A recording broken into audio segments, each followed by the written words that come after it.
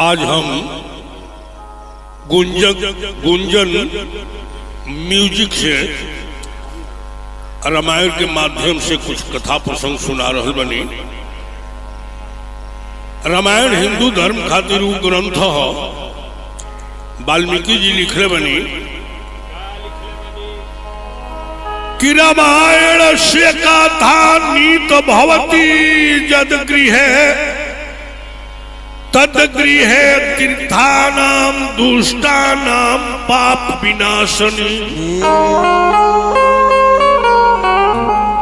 रामायण के कथा जहां होला धरती के सगरो तीर्थ वहां उपस्थित हो जाला, दुष्ट लोग वहां पहुंच जाला, वो लोग के पाप खत्म हो जाला।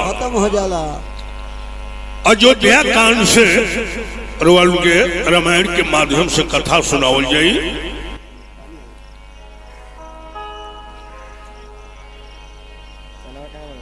एक समय सब सहित समाज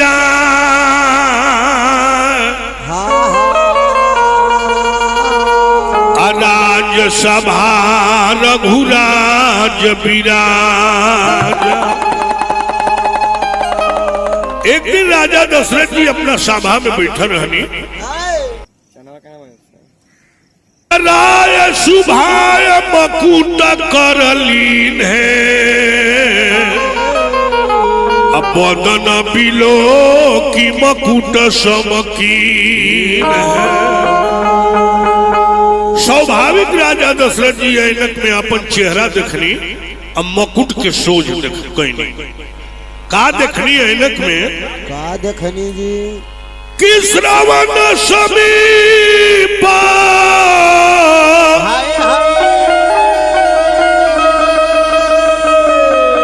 भाई सीत के साथ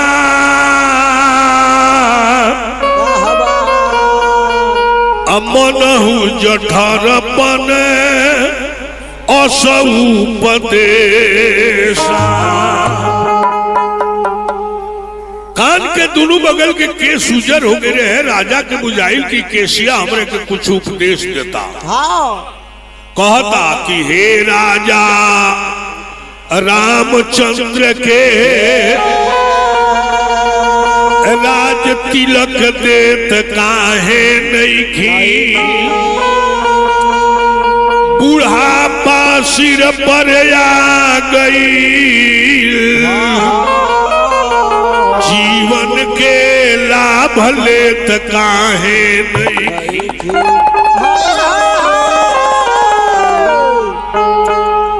ऐसन भाव हृदय में आइल, राजा जी अगर आ गईनी, प्रेम पुलक मुदित मन,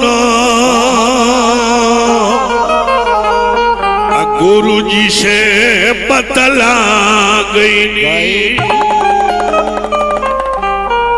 ऐसा भाव राजा दशरथ जी के मन में आई। गुरु वशिष्ठ जी के लगे जाके कहनी कि गुरुदेव हम चाहता नहीं कि राम के राजगद्दी देके और राजपाट से संन्यास ले ली। तनी दिन लगन शोध के बताई कहिया लगन बा। वशिष्ठ जी कहनी कि राम खातिर तो रोज लगन बा, लेकिन काल चैत के पूर्णिमा पूख नक्षत्र हो, काल ही संयोग साल भर के बाद आई, तो कहे न कालिए राजगद्दी हो जाओ। राजा के सुनला के देरी रहल,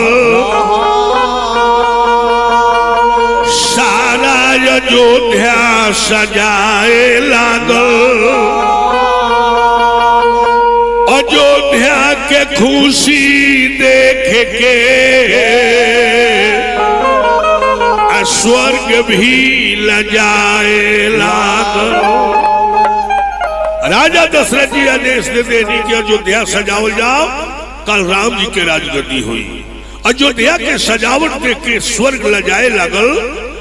राम जी के बोलवा के राजा दशरथ जी कही कि बेटा कहीं पिताजी काल तरह के राजगद्दी देव, तरा आज उपवास रहे के बाद, धरती पर सूते के बाद, ब्रह्मचर्य रहे के बाद राम जी कहनी कि पिताजी राजगद्दी दियाला तो हित परित की न्योता दियाला। हाँ हमार भाई भरत शत्रुघ्न ममहर में बालो कालिए रुआ राजगद्दी देव ओ लोग के बुलवा लिया जाओ। तब राम जी कहनी, तब राजा दशरथ जी कहनी का कहनी कि सुनो बेटा कहतानी कहीं कहीं पिताजी अचिंता में रहतानी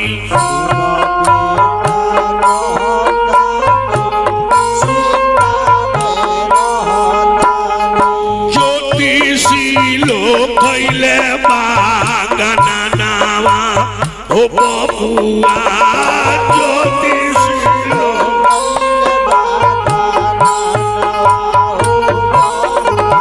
अरे ज्योतिषी लोग कैले बागना नावा हो बबुआ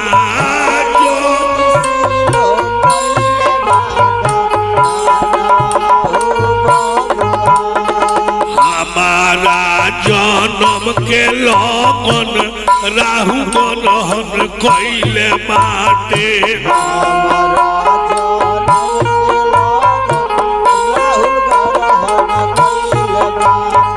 हमारा जन्म के लगन राहु ग्रहण कैले बाटे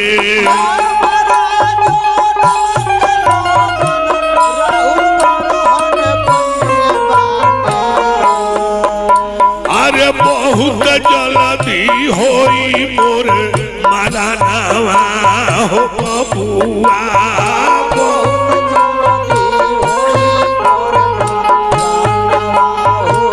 अरे बहुत जल्दी होई मोर मरनवा हो बबुआ बहुत जल्दी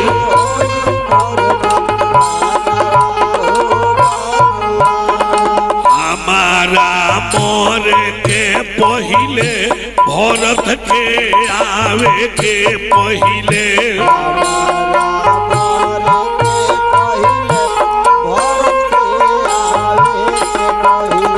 हमारा मोर के पहिले भरत के आवे के पहिले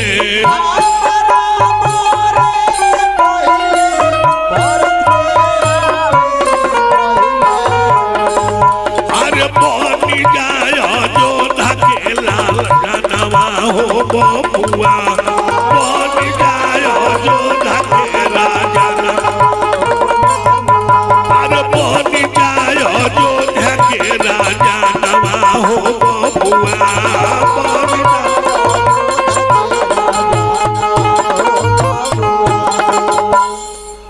हे राम ज्योतिषी लो हमरा कुंडली के गणना करके देखले बा जेकरा जन्म के लग्न के राहु ग्रहण कर लेला ओकर 15 दिन में मृत्यु होला। हमरो जन्म के लगन के राहु ग्रहण कर लेला बा 15 दिन के अंदर में हमार मृत्यु बा। अब भारत के कश्मीर से बुलावे में 1 महीना लग जाई, ऐसे काम हंड हो जाई। हम चाहतानी कि भारत के आवे के पहले हमरा मरे के पहले तू अयोध्या के राजा बन जा, राजगद्दी तिलक हो जाओ। राम जी चल गई उपवास रहे खातिर अयोध्या सजाए लागल।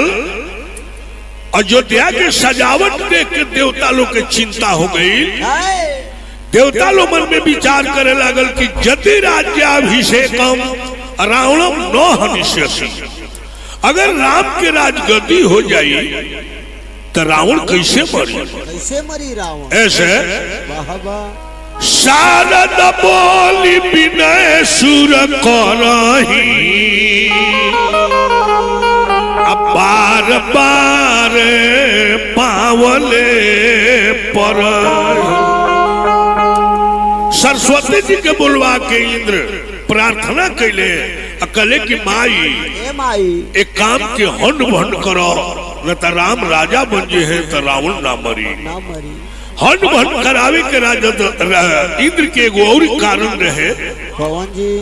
देवासुर संग्राम में राजा दशरथ जी लड़ाई करे गई रहले।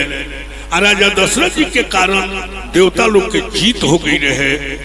इन खुशी में एक दिन गीत गावे खातिर विश्वा बसु के भेजले रहले कि अयोध्या में जाके एक दिन गीत गाओ।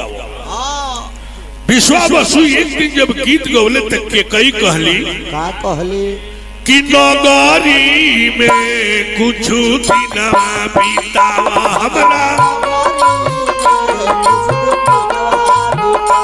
हमरा नगरी में कुछ दिनवा बीतावा अयोध्या के वासी लो भाई तारा गीत में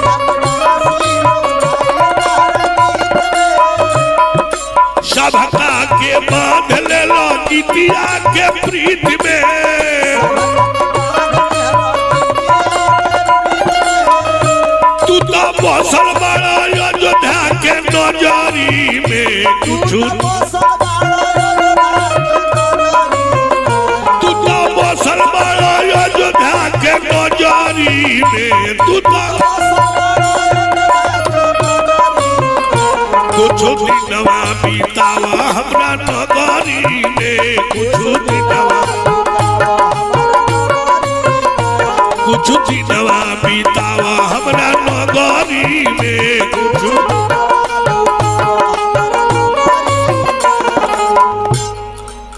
के कई के बाद सुन के विश्वा बसु कहले इंद्र के आदेश बिना एको दिन न रहो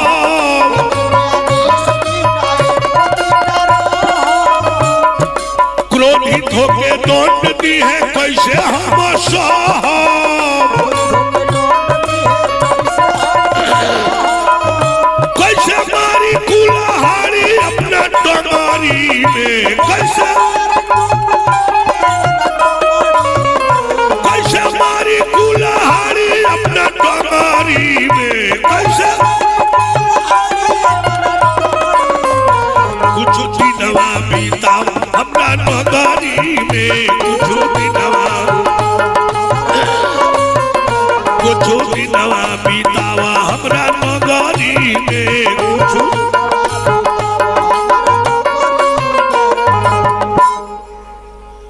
कैकेयी के कहल सुन के विश्वा बसु कहले कि इंद्र हमरा के एक दिन के आदेश दिले बड़े हम उनका आदेश के उल्लंघन कर दे तो हमरा के दंड दी है ऐसे हम एक दिन से अधिकार ना रहे। कैकेयी कहली कि तू यहाँ रह के गीत गावा हम इंद्र की यहाँ चिट्ठी भेजतनी तो सुन के बतिया जर गई अरे के कई के छतिया पतिया भेजले बाड़ी पतिया में लिखली बयान पतिया लिखल बाड़ी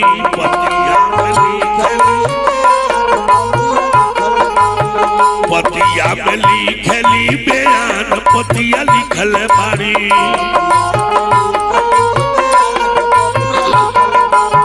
कुछ दिन विश्वा बसु रह के गई है गीतिया पतिया लिखल बाड़ी अरे कुछ दिन विश्वा बसु रह के गई है गीतिया पतिया लिखल बाड़ी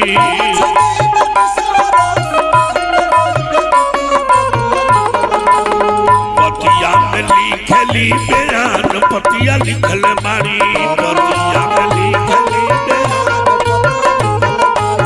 पतिया में लिखली बयान पतिया लिखल बाड़ी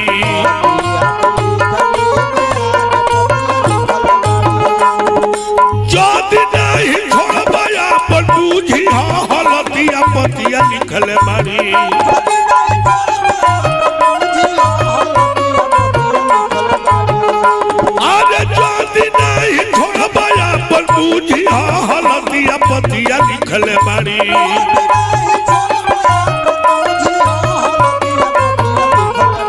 तोरी ने हमका हरो गुमान पतिया लिखल बाड़ी तोरी ने हमका हरो गुमान पतिया लिखल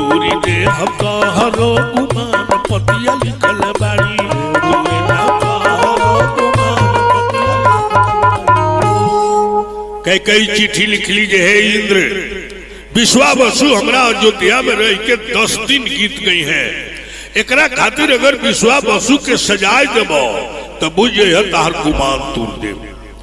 कई के चिट्ठी सुन के इंद्र के बड़ा हृदय में चोट लागल, लेकिन राजा दशरथ जी के मरौवत रहे, कुछ करे ना सकले, बाकी चिट्ठी पढ़ के बड़ा दुख भइल। पतिया बचा तो छतिया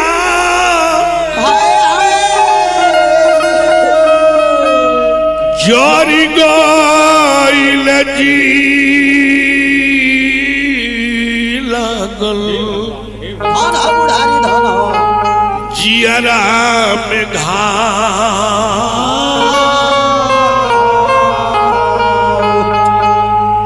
बदला सधाएब मारी के मोतियानु जी जहिया लागी हमार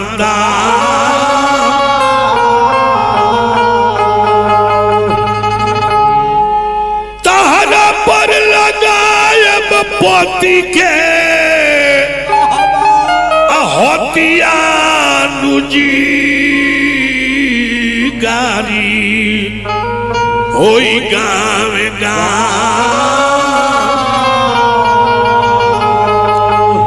आयो जस लगाए मारी के मोतियानु जी तब पुरंदर हमार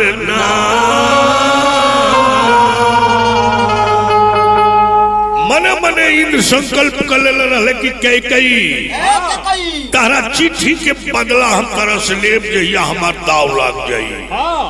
इंद्र के जब पता लागल कि राम राजा बनी है, अब ऐसा अवसर फिर ना आई, सरस्वती जी के बुला के कहले कि हे माता ऐसा काम करो कि राम राजा ना बन के वन में जास के कई पर रजस लागे हमार बदला सब नाम मंथरा मंदमती चेरी के कई केरी आयो जस पेटारी तासु करी गई गिरामती फेरी। सरस्वती जी मृतलोक में वैली, राजा दशरथ जी के 3 गो रानी कौशल्या सुमित्रा केकई के नैहर के एगो लौड़ी रहे मंथरा जौन शरीर से कुबर रहे, वही कुबरी के मती पलट के सरस्वती जी चल गई। पलटली ना सोच कर दहली। केकई के बाप के नाम रहे अश्वपति, कश्मीर के राजा रहे। एक बेर के बात हो कौन जी कि हाथ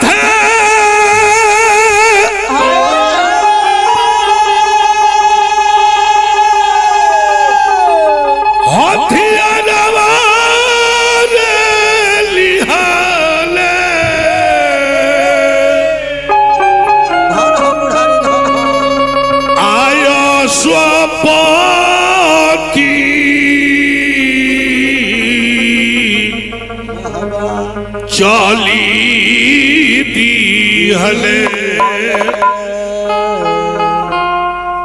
घोड़ावा पर होके आशा वार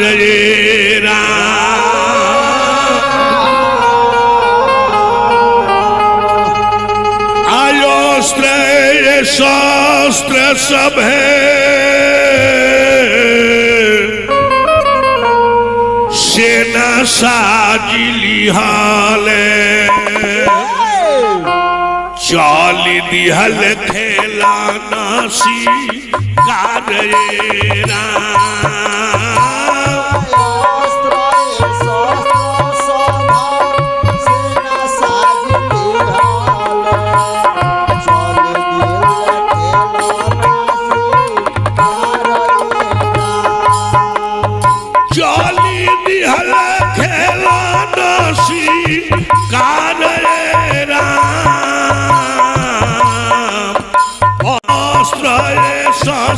सब सेना साजली हाले चली दिहल खेला नसी कारे राम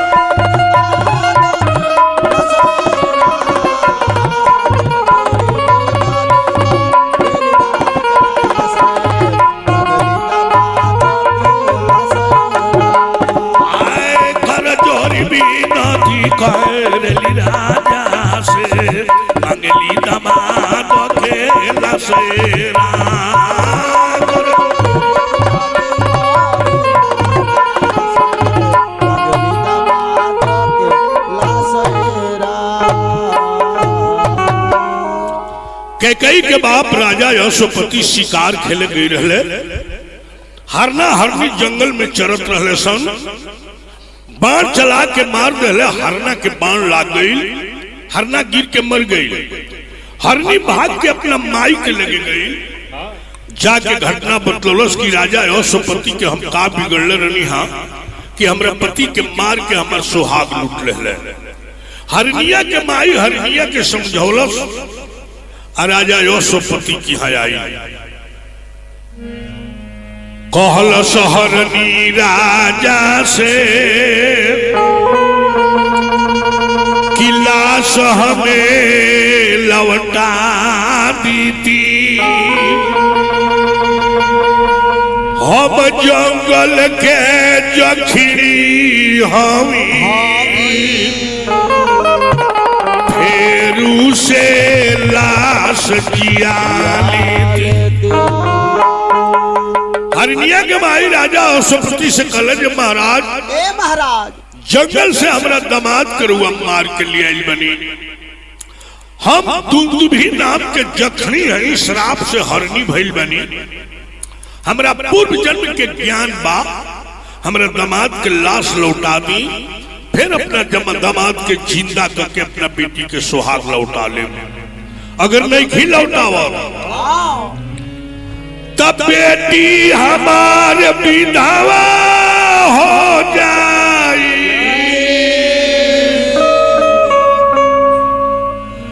हमारा पर दया करी, अब बेटी के सुहाग भी मांगत बानी, हमारा पर माया करी। महाराज हमरा दामाद के लाश नहीं लौटाओ तो हमार बेटी विधवा हो जाई, हमरा पर दया करी, हमरे बेटी पर दया करी, हमरे दामाद के लाश लौटा दी। एक हक आदमी ऊ कठोर होले कि रुआ कितनो रोए, जितने रोए उतने उनका आनंद आई। दया नयाइल राजा यशोपति के धनुषा से बाण चढ़ा दिहले, अरोवत कलपत वो हरनी के धरती पर बहरा दिहले। कहल हरनी के दामाद के लाश लौटे है, ते एगो औरी बाण धनुष पर चढ़ौले, मरले की वो हरनी नाच के धरती पर गिर गई। लेकिन मोरे के समय में हरनी कहली,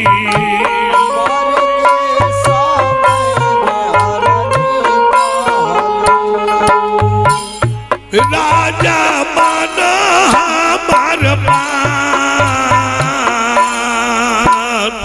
मोरे के समय में हरनी कहली,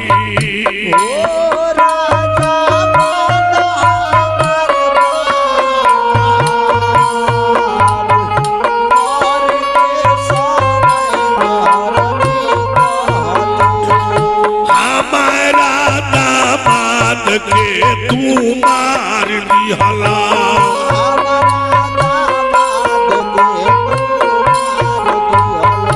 ओ लुटला बेटी के सोहाग,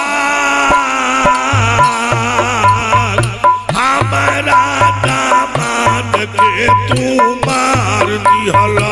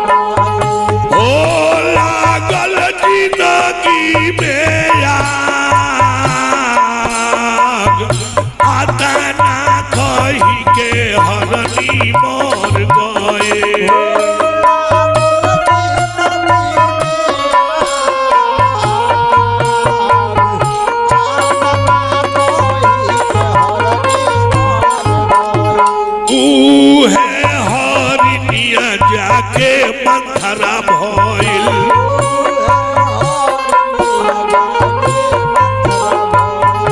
ओ बाड़ी के कोई के पास उहे हरनिया जाके मंथरा भइल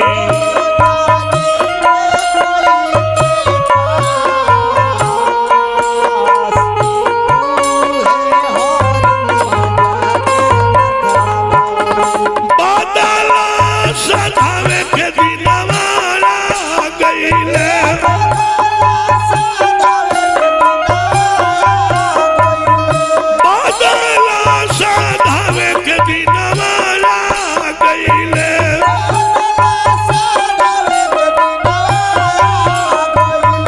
ओ मन में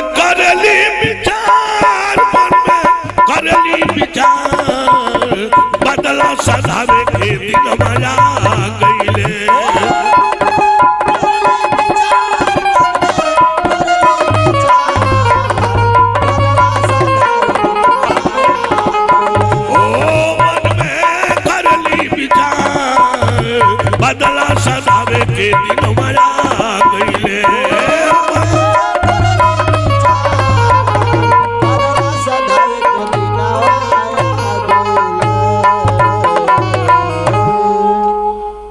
हरनी कहले जे राजा हमरा के मार दहला कोनो बात नहीं है, लेकिन हमरा दामाद के मार के हमरा बेटी के सुहाग लूटले बड़ो तारा से बदला हमहू सधाए तारा दामाद के मार के तारा बेटी के सुहाग लूटे।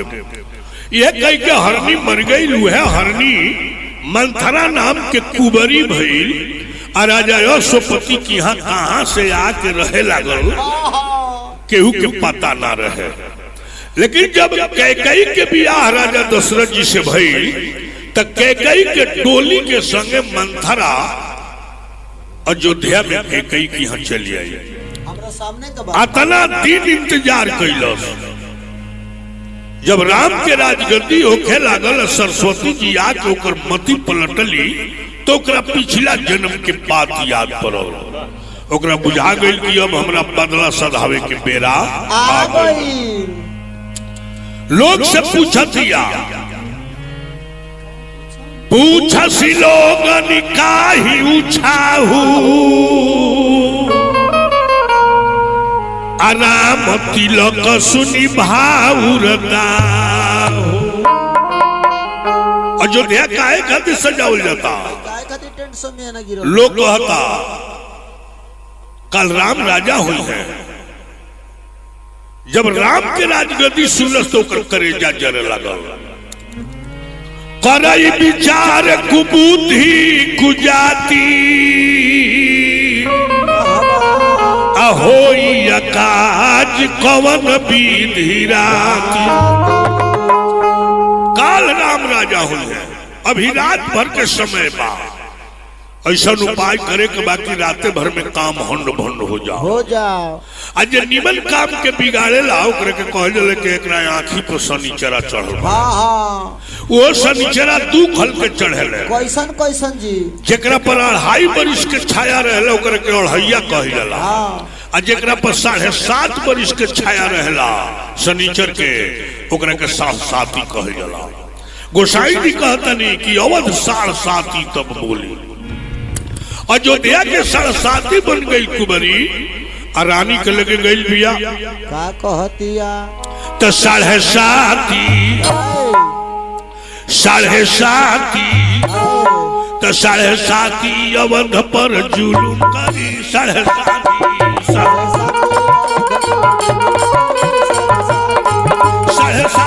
अवध पर जुलूम करी।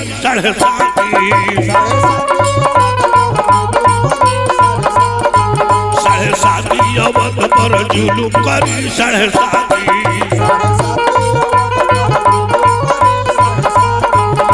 अब बोले न चाले सुसुक रोवे अवध पर विपत के बीज बोले। 7.5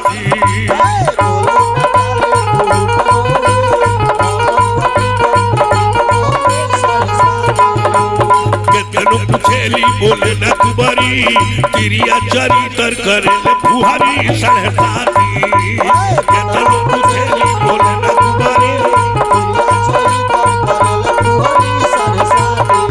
साढ़े साथी अवध पर जुलुम करी साढ़े साथी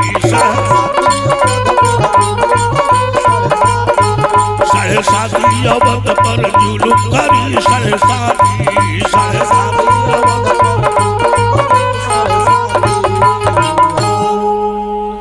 सुसकतिया डहकतिया कूकतिया बाकी कुछ बोलत नहीं है।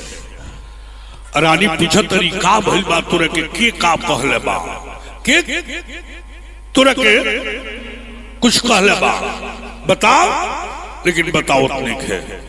तब रानी कहली कि हमरा बुझा गई तोर मन बढ़ गई बा अते लक्ष्मण जी के मुंह वो झुराई रही आज तो दवाई कर दिल बड़े। तब कुबरी बोलल कहल जी हे माई केकरा बोल पर हम केहू के मुंह वो झुराए हम तारा नैहर के लौड़ी है तहार एगो बोल बा वो काल से तार बोल टूट गई अब केकरा मुंह हम झुराए। जब बोल टूटला के कहलस तक के कई के भय हो गई कहली कि बोल टूट गई अरे राम जी कुशल से बानी नू राजा कुशल से बानी नू अयोध्या में कुशल बानू पहले ही के कई राम के कुशल पूछली कुबरी मुंह भी झुका के कहलस कुबरी रानी से कि राम के काम चानी बाटे राम जी काल राजा हुई है तारा सोवत के सुफल जिंदगानी बाटे। राम के कुशल का पूछत राम के काम तो चानी बा तारा सोवत कौशल्या के जीवन सुफल बा तारा अपना सोवत के बेटा राम के चिंता लागल बा अपना बेटा के चिंता नहीं है कि ताहर बेटा परदेश धोखा करेले नरेश ताहर बेटा पर धोखा करेले नरेश सिर पर आवता कलेश तारा से शोभता सिर पर आवता कलेश तारा से शोभता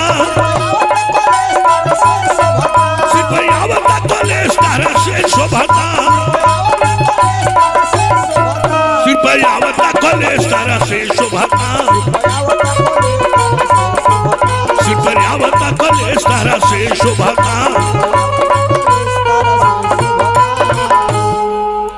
नींद अधिक प्रिय सेज तुराई लखेऊ न भूप कपट चतुराई राजा के कपट चतुराई तरह समझ में नहीं खेआवो तारा बेटा के ममहर प्रदेश में भेजले बड़े तारा सवत कौशल्या के बेटा राम के काल राजगद्दी देता रहे काहे ना देखेलू तू जाई